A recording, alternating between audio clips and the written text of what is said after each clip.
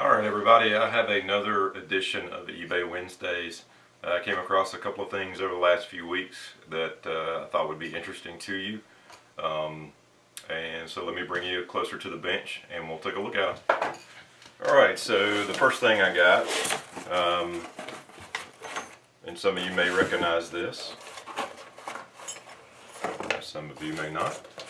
So the first thing I got, and I've been looking for one of these for a while, and it happened to come like this, but this is a German made, and I'm sure I'm going to butcher the name of it, but it's the Albrecht, A-L-B-R-E-C-H-T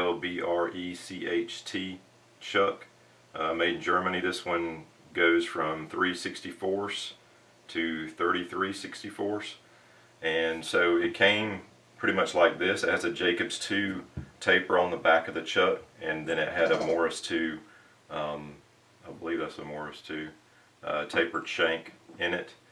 I didn't have a way to get that taper out, and if you've watched any of, oh gosh, I don't know if Tom Lipton's covered it, but I know, oh gosh, I'll have to put his name. The gentleman in Georgia, he showed a video not too long ago where he had to change the shank on something. So Keith Rucker, that's who it was. Sorry about that.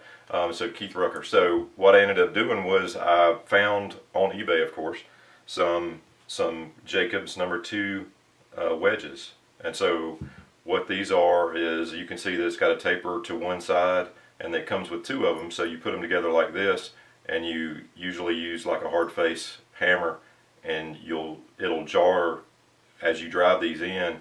It will pop the taper out correctly so that you're not twisting it or galling it up in there. So I used these in a couple of taps with a hammer, and out she came.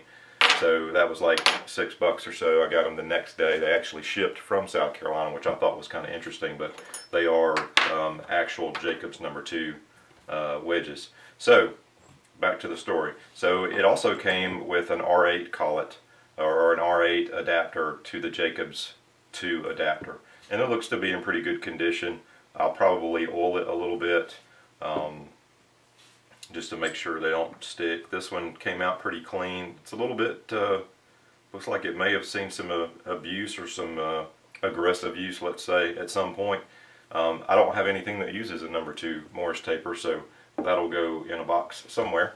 And so what I'll ultimately end up with is this.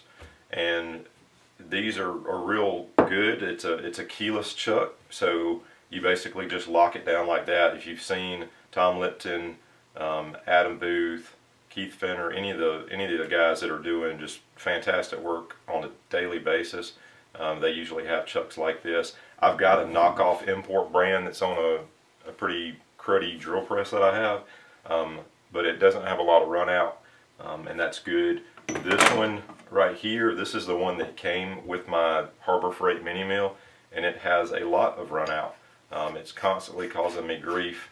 You can hear how sloppy it is. It's just, it gets the job done, but it doesn't do it precisely, which is probably just standard for that kind of, for that kind of import quality. So having this guy is going to be fantastic. It's extremely smooth, extremely hefty, and once I get it mounted on the R8 adapter, I'll be able to spin it up and see what kind of condition it's in. I'd gotten one before that had I think it was an integral R8 adapter, and it just had a ton of run out. I think the jaws had been abused. There was some flaring out or some mushrooming out of the jaws. These are absolutely in perfect condition. There's no over tightening abuse, at least witness marks anywhere on it. So it looks to be in pretty good shape, other than some scratches around the face here or the bail. That's somewhat to be expected depending on the user, but it's purely cosmetic. So anyway, that was a good find. That was about $80, and that's a lot. I've been looking for one of those for a long time. Brand new, they're over $400, and they typically go on eBay for, I don't know, probably $150 plus $250, somewhere in there. Just depends on the condition. So I'll report back once I get it mounted up and let you know how that worked out. Alright, so I got the Albright chuck mounted on the R8 adapter, and it's a no-name R8 adapter, so I'm not sure how true it runs itself. I did check the chuck right here, and it was probably within less than a thou. Just out of curiosity, I wasn't able to get down the way I had it set up. I wasn't able to read off of the taper or anything to see if the concentricity was there. I've got a ground rod that's precision. It's actually a test shank that comes when you buy the precise collets from precisebits.com, and its run out is less than half a tenth, guaranteed. So for all practical purposes, for me, it's perfect. So what I'm seeing right now, and I've got it hanging about an inch out from the jaws of the chuck, I'm seeing a swing of 3/1000. I did try it. The first time I tried it, I had a swing of 1.5 so it may be the way that I chucked it.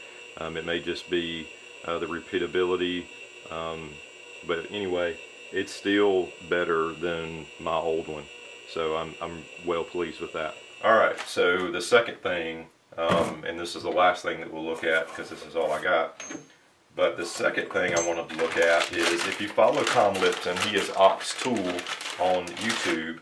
You saw a while back where he had picked up a little vise that he fell in love with at the swap meet or the flea market, whatever different place he went to that day, and he just really kind of was jonesing for this neat little vise, and I can relate to Tom.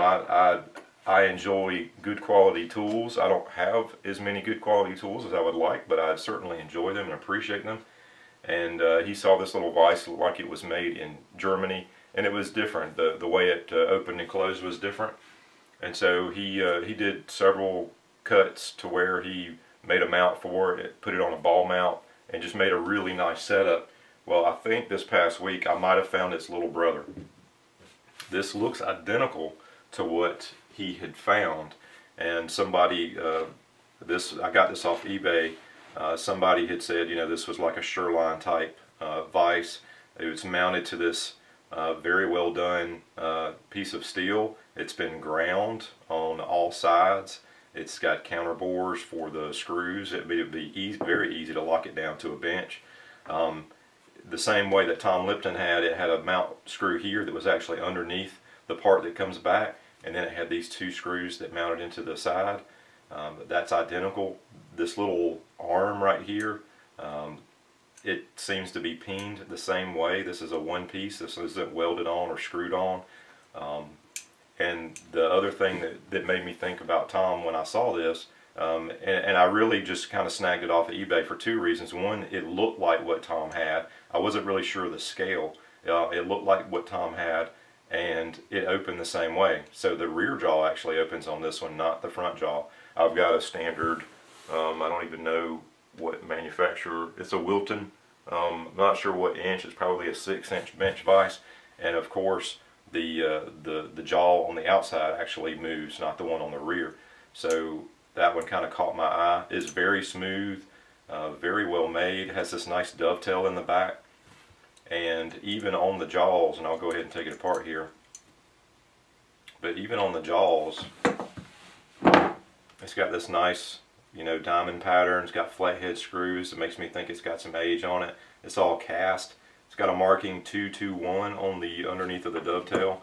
I don't really, well, there's something under there too. I think that matches at 221.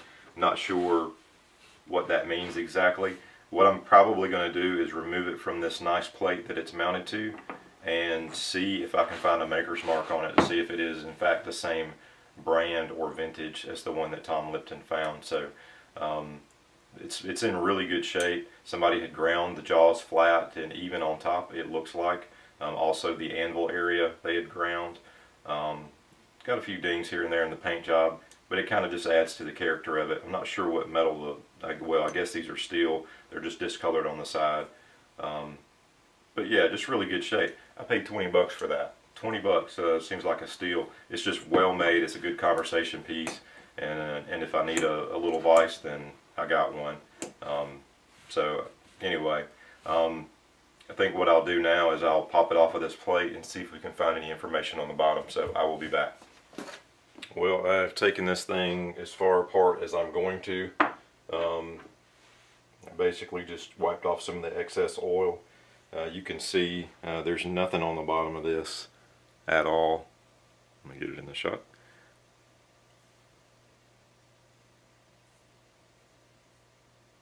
And so it says 221 underneath the tightening mechanism. So I just assume that that's like a matching pair kind of thing. There's nothing on the moving jaw. Also says 221. So it looks like somebody, whoever, either the previous owner, they had probably mounted this on a grinder and ground the sides of the faces. It looks like once, and they removed the jaws, put the jaws back in, then ground the top. I guess it would help if you could see what I'm talking about. So again, it's in really great shape. If anybody's got any idea on the vintage or make of this, I would appreciate it. Again, it's very well made, and I think it was a good find. So I doubt Tom watches my videos, but I'd be curious to know if this is similar or the same to what he has. So anyway, thanks for watching. I'll button this back up and put it somewhere safe. But appreciate everybody watching, and thanks for all the new subscribers. We're continuing to work on the CNC machines. If you're new to the channel, I've got 2 CNC machines that I'm working on. One that's going to be driven with Schneider Electric hybrid Lexium M-Drive steppers. That's a mouthful, I know. It's close. I'm actually going to start working on that right this second. And I've got another one that's a miniature, or not a miniature, it's a smaller CNC, equally as capable, that is going to have some different motors on it. And I haven't really said a whole lot about that, but that's coming up, so be sure to stay tuned. Be sure to subscribe if you haven't already. Thanks for all the new subscribers, and keep the comments and questions coming. And as always, thanks for watching. We'll talk to you next time.